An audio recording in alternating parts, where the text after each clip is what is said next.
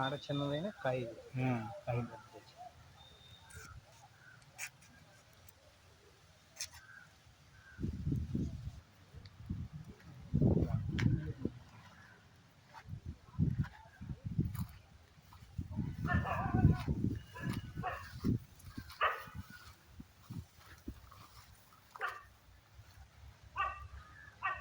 ఏం మొత్తం ఏదో ఊరు నాకు అండి బస్సు లాగేసేస్తాను.